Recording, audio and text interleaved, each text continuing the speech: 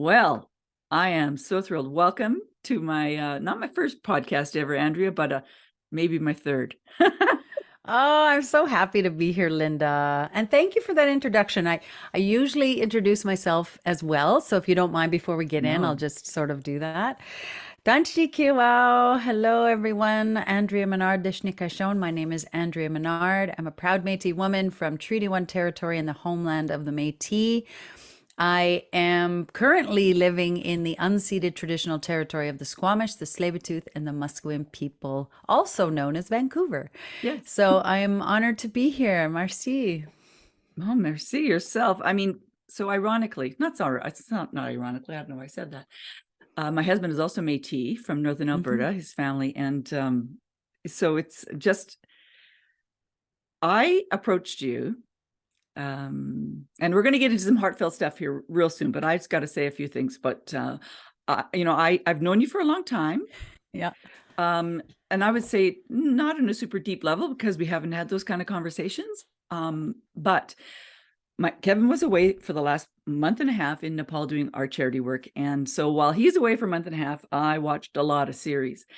And I'd seen an interview with a couple of the stars on Sullivan's Crossing. And I knew you were in it, but I started binge watching it. So I've got a massive crush. And what was so bizarre for me, and I said this I'm sitting there on my couch and I'm emailing you, because I've never known a movie star. I've never known someone, and it's so bizarre to watch you. I'm visualizing me watching my TV, and I know you're acting, but it doesn't seem like acting to me.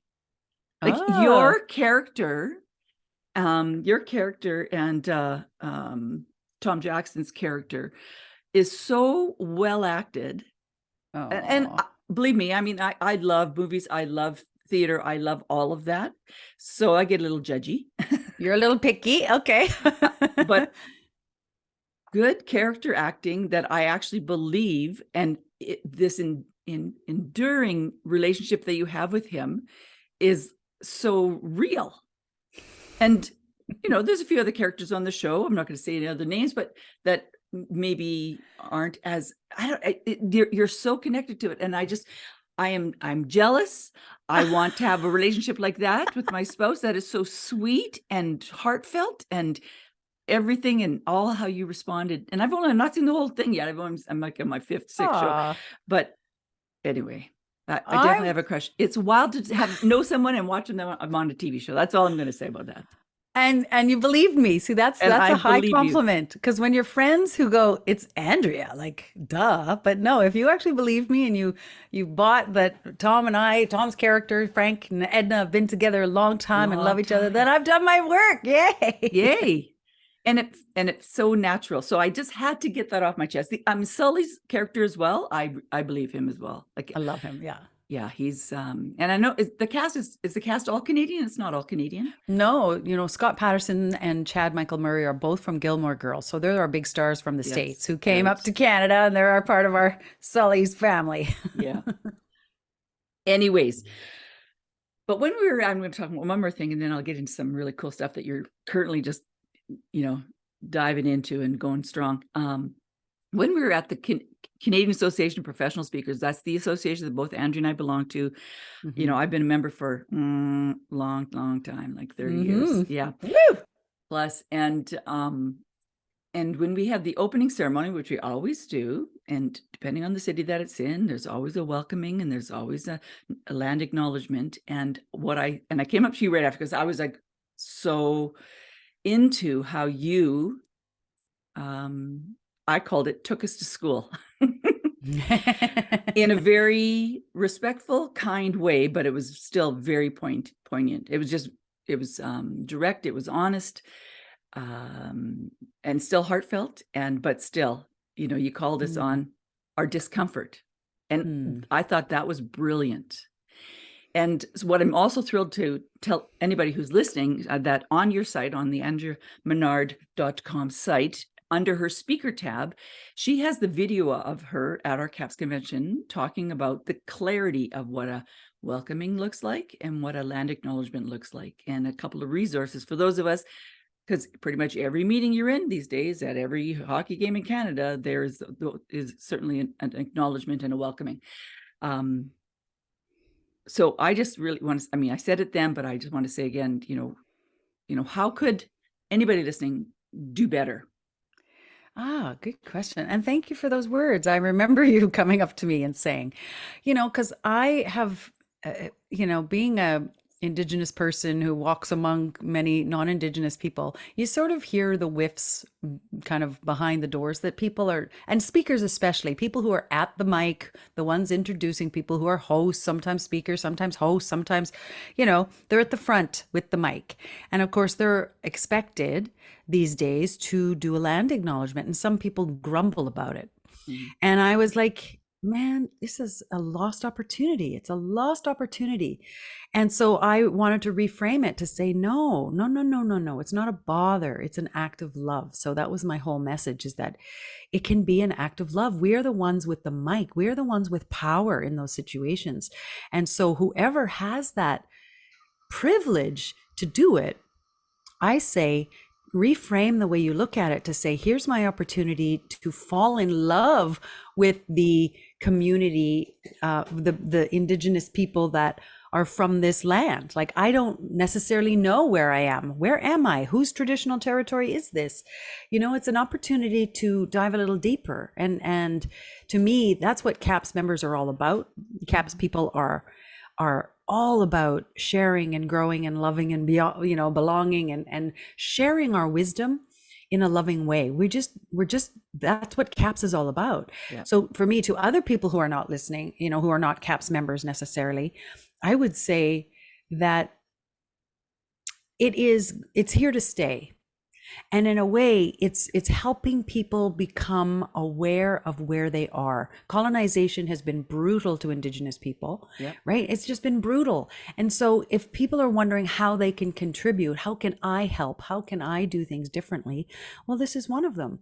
Learn whose land you're on, whose traditional territory came, is here before you, because this land was taken care of since time immemorial in a beautiful way, right? And to me, the love and honor that the First Peoples deserve for keeping the land so beautiful and for welcoming all these strangers onto the land, right? Yeah. So it's an opportunity to acknowledge what came before and to hopefully do better in the future. So, yeah. So as a woman who is nervous, I mean, I love how you frame that. That's a mindset that I can totally wrap my head around. Yeah. My biggest fear when I've done them is I'm going to pronounce some of the words incorrectly. And in this, podcast that we're doing today, and I just so appreciate I just when I emailed her, I said, I just hope you consider doing this podcast with me. She says, you had me at hi, Andrea. I said, okay, this is going to be great.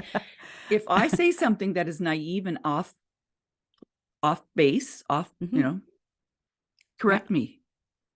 Yep. Yeah. And here's the thing that I know you're going to say is that there's this terror of offending Indigenous people. Well, the real offending has happened. Do you know what I mean?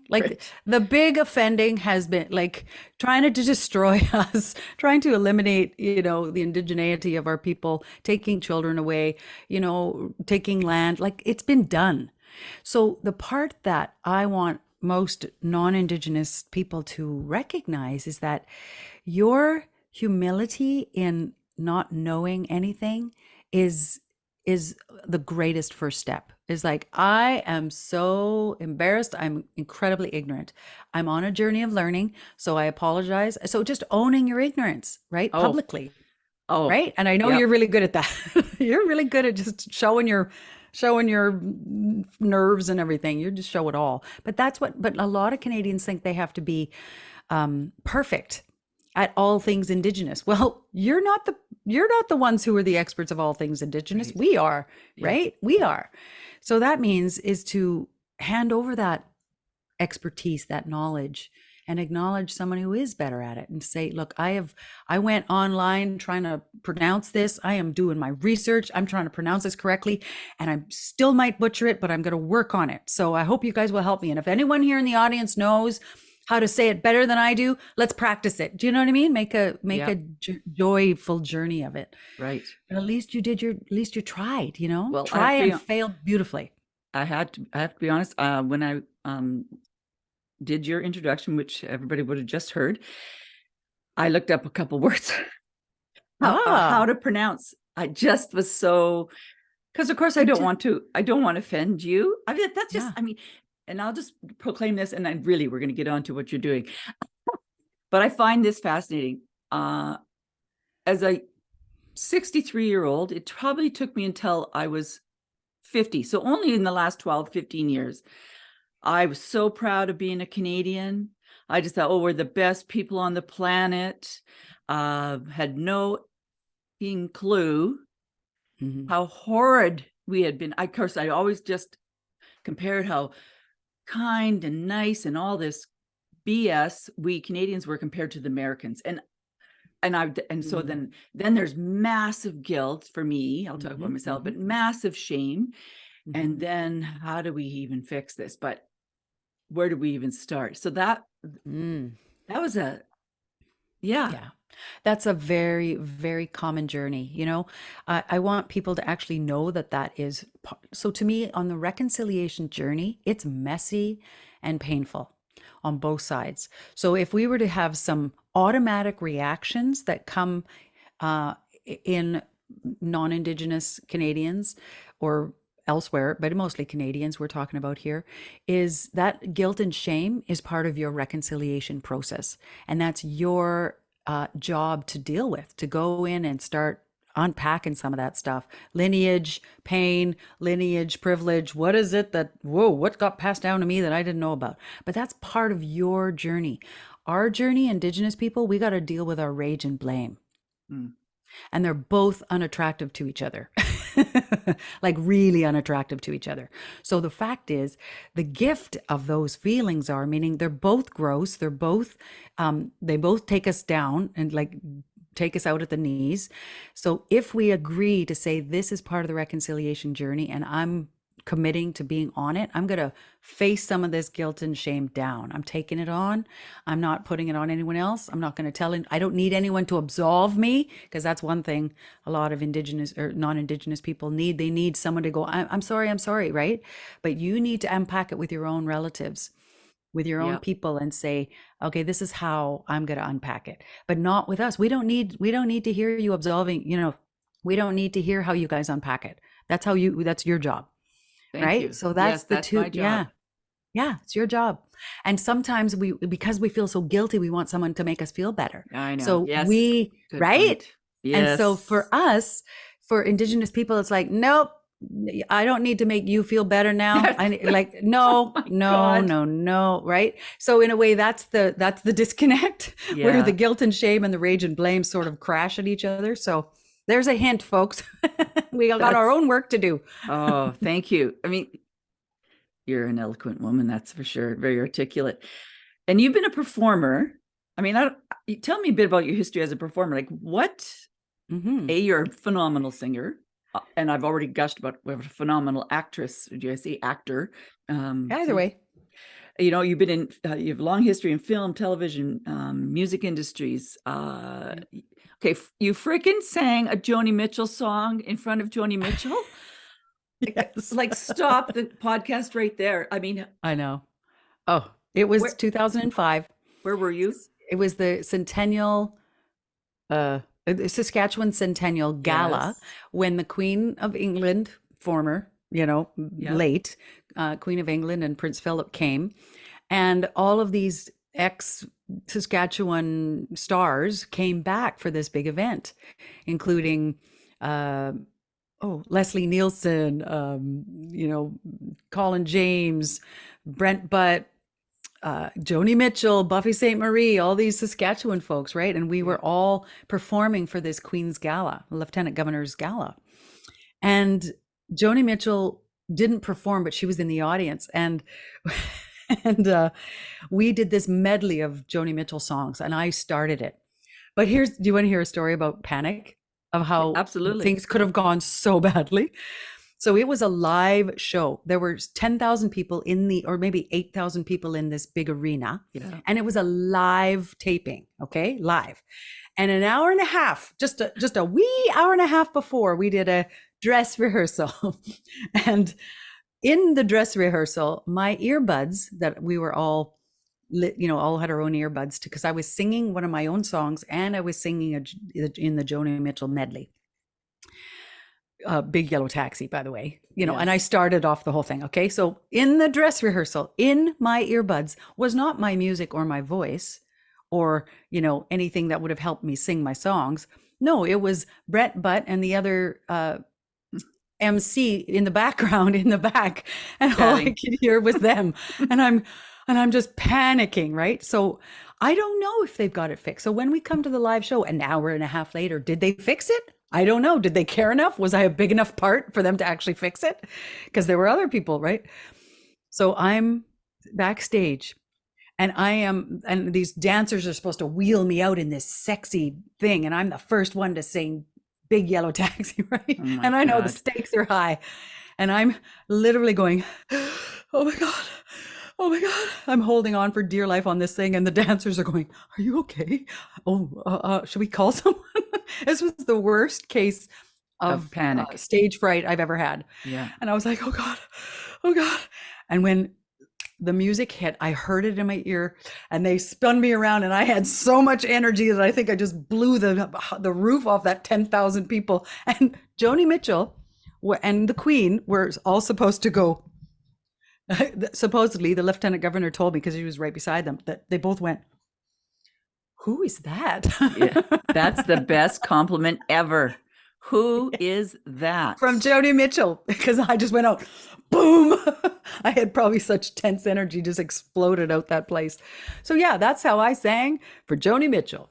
Well, and the Queen. So, I mean, there's not too many people that I know in our world, the Caps world, that can, I'm reading your bio. I've got a pretty strong sense of myself, of things I've done. I've got a few awards here and there. I'm going, man, I got nothing. I got nothing. So how long ago, how long have you been singing? Okay. Professionally, I would say I've been in the industry for 27 years. So I started late. My dad was like the king of the kitchen party and, sang at Métis gatherings, but he didn't do it for a living. We didn't know this was something. He wasn't really felt he was allowed to. So I didn't know I could follow in that footstep. It took a long journey, but I said I made the professional choice to be an artist at 25. And I was in university studying to be a drama teacher because that was the most creative thing I could think of. I had no idea that these, bush girl had no idea that these were the industries, the theater, film, TV, music were an option for me. Speaking, had no idea.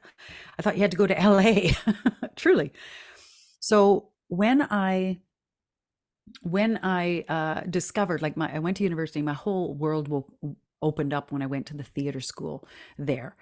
And I never did get my degree because I thought if I go get my degree, I'm going to just be a teacher and I will not follow my passion. Yeah. And I took a big risk at, I think 25 is when I really decided that this was my career. And I was really ignorant. So I had to learn each one individually, and they almost broke me, each one, each one. Yes. I tried and tried. Yeah. So each one, you mean like music, theater, performing, actress, actor. Yeah. All those pieces. And so I can tell you a little bit is that this character called the Velvet Devil, she was my emancipator. It was a character that haunted me.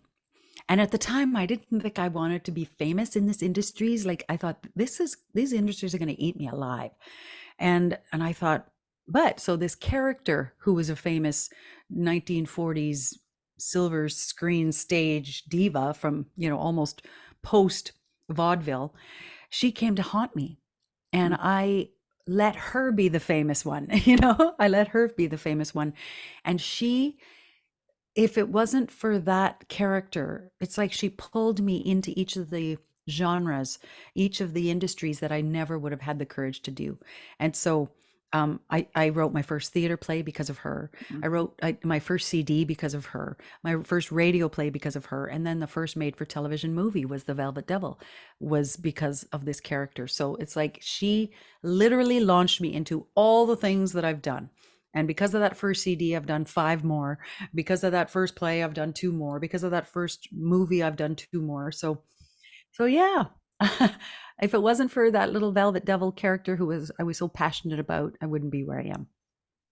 Geez, my if you call it my muse, because Yeah. Yeah. most of my young adult life in my early through my 20s, it was the 80s. Uh, It- Nobody knew my real name. I always introduced myself as Betty Rubble. I'm Yeah, there we serious. go. No one knew my name. They just called me No Betty. way. Betty. Yep, Betty. Oh, And because part of it is as deflection. yeah. Part of it is Yeah. not wanting people to really get to know me. I know that now. I did not know that then. I thought I was just being funny. But, Yeah. I had this whole made up story and things I do about why Barney's such a jerk. And, we've since been divorced. And, now I'm hanging out with Mr. Slade at the quarry. And, Yeah, oh, you get it. You get it. yeah. So doing all this amazing stuff. And so what's led you into wellness, sort of wellness as a topic, wellness as a movement? Because you've got Hmm. lots of things going on. Oh, by the way, I ordered my cards because it's called Seeds from the Sacred Feminine. Yes, and if the people can see, I'm pointing to this is the only copy. This is an author's deck, so this is the little deck of cards that are coming out very, very soon, Yes. in June, mid-June 2023, whenever you're listening to this. Okay. And what made me get into wellness? See, that's I have to back up a bit, is that, I'm in all these different industries, right? And that's not exactly normal for everyone in the arts. If you're an actor, sometimes you just specialize in acting. If you're a singer, you specialize in music. And speaking, you specialize in speaking. Writing, you specialize. So for me, I am a medicine wheel. I am a medicine wheel. And for those who don't know that particular symbol, it's a circle with 4 equal quadrants, like a cross in the middle. And I'm equally an actor, a singer, and a writer, and a messenger of some sort. And that can be the speaker in me, the teacher, the trainer in me.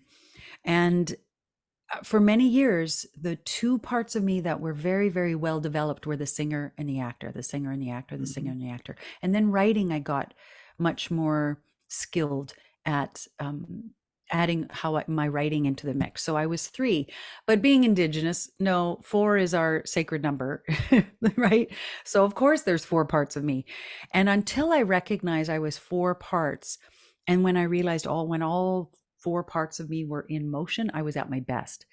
So Ah. why did I get into wellness? Okay, so this is where and it happened a little bit before COVID, but for many years, when acting would rise up, it's like for those not watching me, the singer would almost swell and the others would get really quiet. So it'd be like a mountain and a valley, right? Right. I'd be a singer and the other 3 would get very quiet, or the actor and the other 3 would get quiet, or I'm a writer right now. So it's like I took one job at a time very, very, very seriously, and the others would just get quiet, and I'd almost forget it. I'm a singer?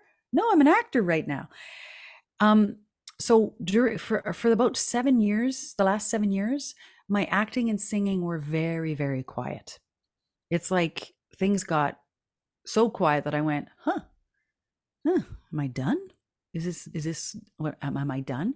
And I did through a bit, By the way, I like ask many. myself that question all the time. Am I Exactly. It's a done? good thing to ask because we open up to an emptiness, right? Yeah. And I was doing some healing, like everyone in their mid 40s sort of starts to go, what the heck am I doing in my life? And I probably went through a midlife crisis and started asking some questions and wondering why I wasn't being hired. Is it because of how I look? Is it because of my age? Is it because I'm not talented enough? All this stuff. And then the CD industry died. So I'm like, why even bother? So everything was changing. And I needed to do healing on myself. And I started developing these tools that I made up. Me and the grandmothers, who are my spirit Yep. helpers were helping me create these things. And it's like I got whispered, yeah, you're going to be sharing these with others. And I'm like, yeah, right. I can barely get my face off the floor. and, and, I started to listen that I went, I think actually these are very helpful. These might be very useful for people. So I started, just like I didn't know it at the time, but just like all of my creative endeavors, when something gets a hold of me, it takes over. It's like that's the next expression. And the grandmothers go, go, go. I get all these ideas and everything. And that's the next idea that has to be expressed. But because the other two were quiet, I just thought, oh, well, maybe this is for now. But I didn't realize that I would love it so much. I'd been speaking for years, but I was a celebrity, that actor or that person from that TV show or that person who wrote this album. So it was like speaking as a celebrity instead of having my own message. I always had one. Ah, I always had one, but I didn't really recognize what it was. I was floundering around going, well, what's this one message everyone seems to be talking about? I don't know what mine is. And it took me a while. And until I found that center point to the medicine wheel, yeah. nothing made sense. But when I found it, everything fell into place. And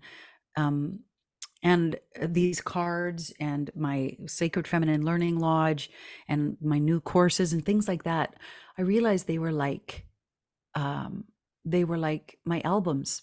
They had to get completed. And then everything else started being busy again. So for 7 years, I worked really hard on developing the Sacred Feminine Learning Lodge, because that center point is I am a facilitator of the rise of the sacred feminine. And I So can get into that. I Yeah. need you to teach me about this, because I'll be honest with you. I've been told so many times in my life, because I do. I'm boisterous. I've been told I have a lot of male energy, and Yeah. so what is sacred? What is sacred Feminine. feminine?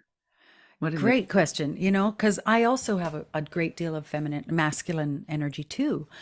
And I think every successful woman, I'll backtrack a bit, but just to say right off the bat, many successful women have adopted their masculine skills and aspects of life because that's what's expected. That is how we succeed in the systems that exist.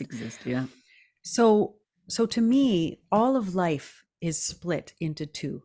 We are a spectrum of feminine and masculine aspects. It does not mean male and female. It can, but feminine and masculine is a much larger way of looking at life. Like the hours in a day can be split into masculine day and feminine night. Is it good or bad? Is it male or female? No, it's an aspect of action and receptivity. Action and receptivity. And in our culture, action is, well, in the Western culture, I'll say, let me just rephrase that. In the Western culture that has been adopted in these lands and all over the world, action is king. Doing is the key to success. And that's air quoting. Yes. But of course, humanity is in trouble because we've been actioning without a lot of the Thought. wisdom of the sacred feminine, right? The sacred feminine is the listening, is the receiving, is the nurturing, is the stillness, is the intuition, is the emotional expression. And so if logic is devoid of emotional, let's say conscience or wisdom, then and systems are based on logic that do not value any of the things feminine. In fact, it is considered weak to have anything feminine within the systems. Is danger. Is like, no, that's weakness, that's failure, that's embarrassment, and so really all things feminine. Yes, all things feminine have been devalued in this culture, in this Western culture, including Mother Earth, who is the original source of sacred feminine wisdom, energy. And so to me, according to my elders, boy, I'm just slamming you with information. Are you okay with? Are you keeping up? Okay. I'm totally. I know you're with me. So according to my elders, We are in the time of the rise of the sacred feminine. And Huh. that means, yeah, so I heard that first. I heard it from many different people coming out of ceremonies or during the 90s and early 2000s. But it wasn't until I heard there was a gathering of elders in the Sagin First Nation coming out of the Turtle Lodge. And the late elder Dave Kershane spoke on behalf of this group, and that's where I heard the term for the first time, and I went, that's what they all meant. That's what they meant.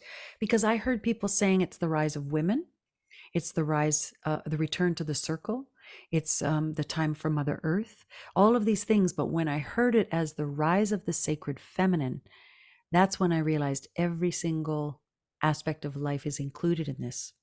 So if you look at the things left out of systems, all of the masculine systems, the voices of women have been left out. So that is valid. Voices of Indigenous people and all land-based cultures left out.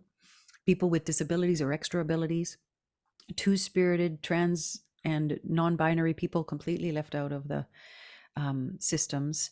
The voice of Mother Earth, emotional expression, Oh, I think she's speaking nurturing right men. now. Oh, she sure is. Yeah. Fires. Yeah. But Floods, nurturing everything. men have been left out, right? Yes, Nurturing they have. men. And so nurturing men have been brutalized just as much as women in these systems. So everything that has been left out is coming home to be heard, to be voiced. So that to me is good news. It's good news because everybody is going to be re-evaluating how they look at the sacred feminine, how it shows up in their own lives. Do they colonize their own feelings? Hmm. Do they colonize their children? Unconsciously, probably. Yeah, Yes. because it's not allowed. They've been trained to like, oh, this is weak, don't let it go, don't let it, you're right. So we just taken on the training and continue it in our own lives.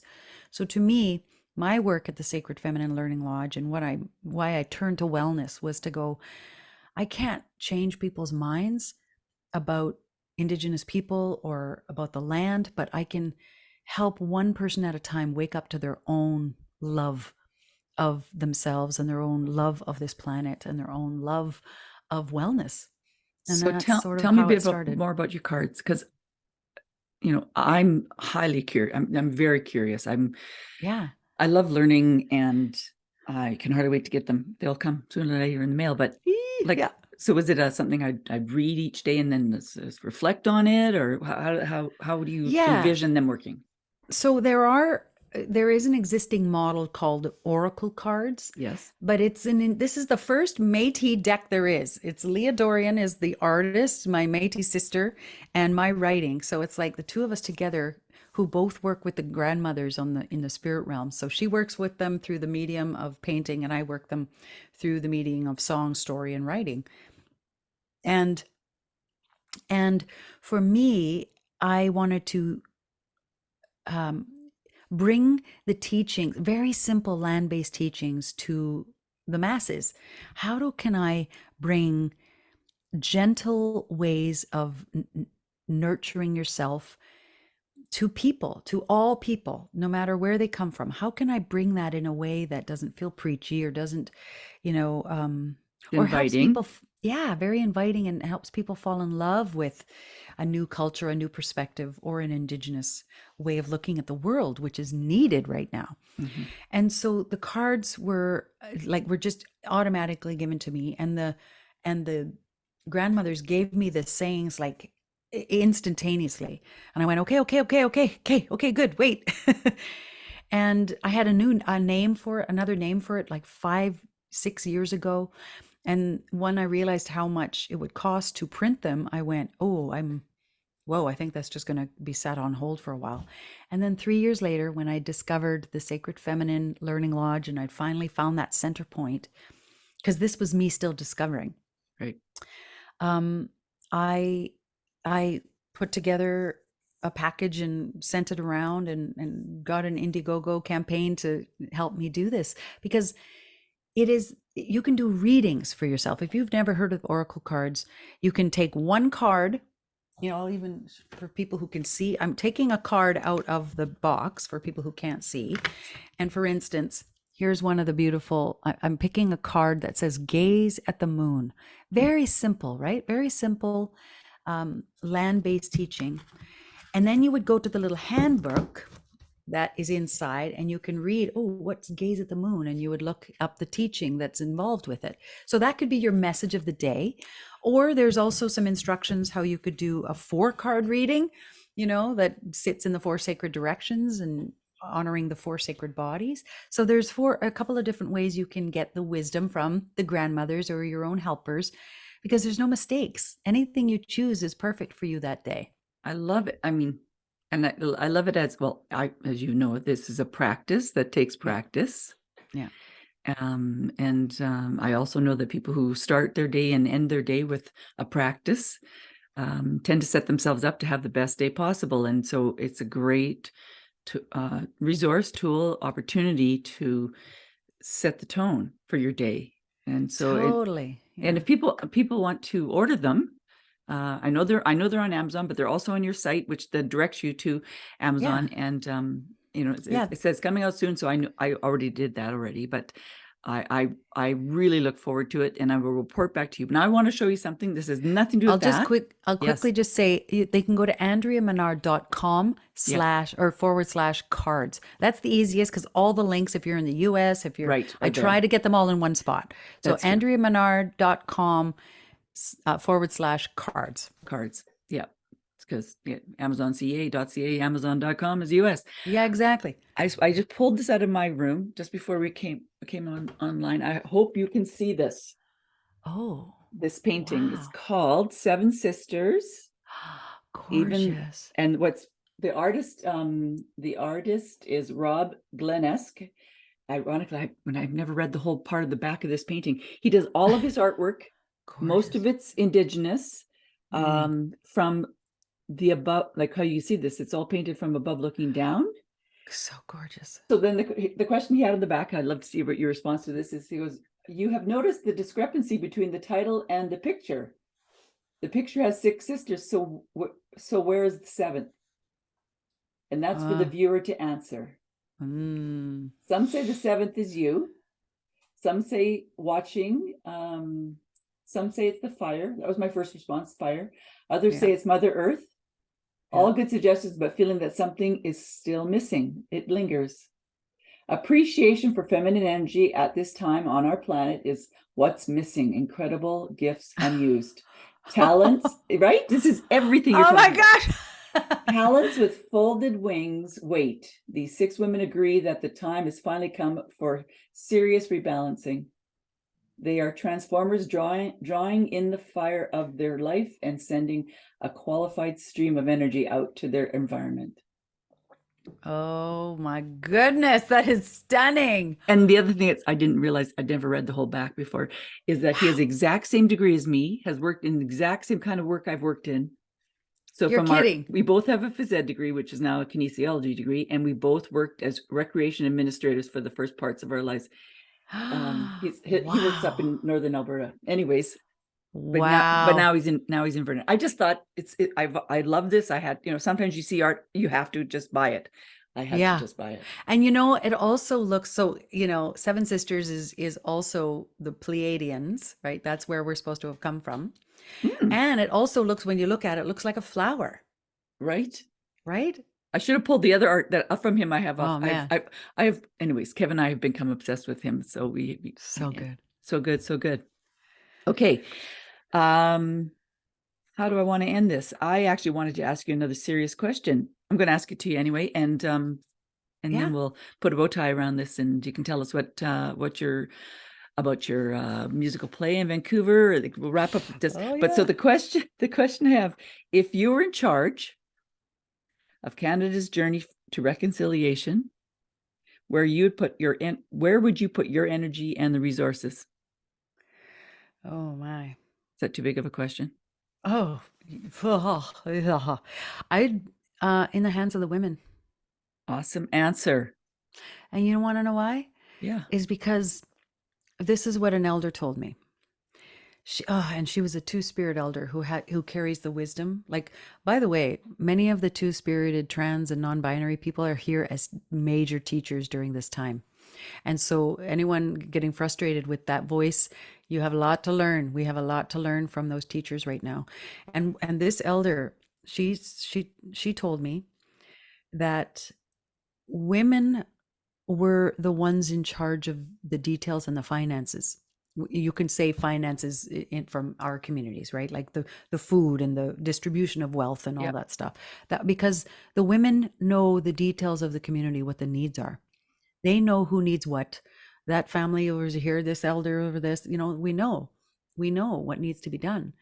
But the men were very, very good at coming to the women to uh, they were the problem solvers. So we'd say, this is our problem. So the women would be together saying, okay, men, our beautiful, wise men, we have this problem to solve. So this needs to happen. So you guys go figure it out because you guys are the great logic brains. Yeah. We didn't say that, but that's me saying that. And then that the answers or the solutions would come and the women would deal with it. So if women were given that beautiful status once again of having the details of the home and the family down, we just naturally have that type of brain. We have a diffuse brain as opposed to a single focus brain, and we see everything at once, which can be detrimental Yes. to us. But it also means that when women come together, and that means like white women, when white women decide that reconciliation is going to happen, watch out. Like when like this isn't reconciliation, but it is when we saw Black Lives Matter, when Yeah. we saw George Floyd murdered in front of us all, horrifying moment. There was also footage going around of a whole bunch of white women who went up in front of the an army of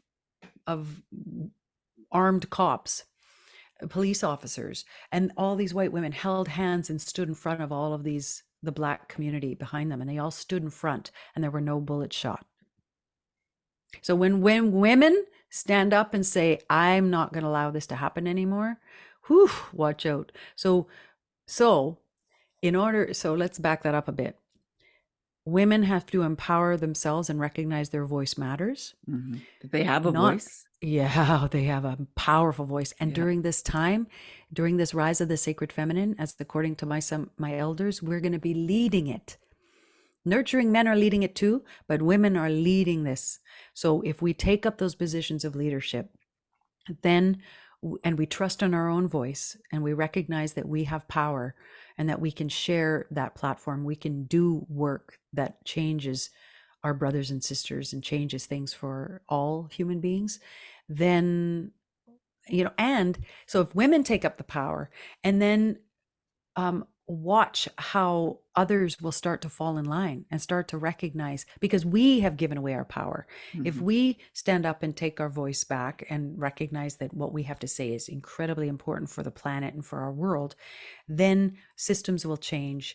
Our men will start to go, whoa, our women have a lot to say, like the respect and the return and the love and the natural place of men supporting women, because that's the traditional sacred roles. Yes. And that does not mean it's like women have power and men came in to go, let's not mess with these wise women, these wise ones who carry children, and this again, we're not even talking about the two-spirited. The two-spirited ones are the ones who balance between the two, but give power to the women, take power back as women, and those who identify as women, things will change because women care about the children and the old people first and foremost. Great answer. Up and onwards. So just that was a deep one. It was a deep one. To wrap up, talk a bit about your musical. It's a musical play. I haven't seen it, but a lot of our colleagues have in Vancouver. Yeah. I thought you were going to say, what would you do for reconciliation? And in many ways, this little show called Rub-a-Boo is my contribution right now. It's everything. Like, I couldn't have done this show 10 years ago. It's a 90-minute musical little me telling story. It's a cabaret, a Métis cabaret, I call it. And it's me telling stories from the Métis culture, from my life, from some teachings that I think are important for non-Indigenous people to know. Um, and it is an opportunity to wake people up. When I was asked if I had something from Dennis Garnham at the Grand Theater, he says, "Do you have a little show or something?" And I said, "Not really, but I could maybe come up with something, you know." And but I did say three things. I said, I do not want to be anybody's token just because I'm Indigenous, and oh, we Right. have someone Indigenous on our stage. Yay, Yeah, look, we're we're so checking a diverse. box. Yeah. Yeah. And he who's like, absolutely not done. Okay, good. And I said, and I want to use those platforms to further the wellness of my people and further reconciliation and wake people up. No, and that's the third one, is to wake Canadians up, because there's still so many people who know nothing about the real history of Canada's history with Indigenous people. So this show turned into, to me, it's a loving tribute. It's a love fest. If you're on the journey of reconciliation, you're going to feel included and loved. If you've never heard of reconciliation, you might feel like you got a smack, but it's a gentle smack. It's a good smack. I can't even imagine it being, total in someone's face. That's what's so beautiful about you, Mm. is that it's a lesson, it's a wake-up call, but it's done in a manner that those people who know nothing can take it in and Yeah. ponder and marinate on, and then they And feel their guilt and shame. and feel their guilt and shame. Yeah, exactly. Yeah. And tell me, just before we wrap up, I've heard through the grapevine or from Googling it that Sullivan's Crossing is getting a second season. Yes, we've had good news on two fronts with Sullivan's Crossing recently. So first of all, my Rubaboo is going to be playing again in Edmonton next season. Oh, it So is. that's nice. So it has a few other places that are in the works. So it could travel. So keep your eye out for it. And Sullivan's Crossing, so we got picked up by an American network, the CW, which is a big deal, and that's going to air. Sullivan's Crossing is going to air on the CW in the fall.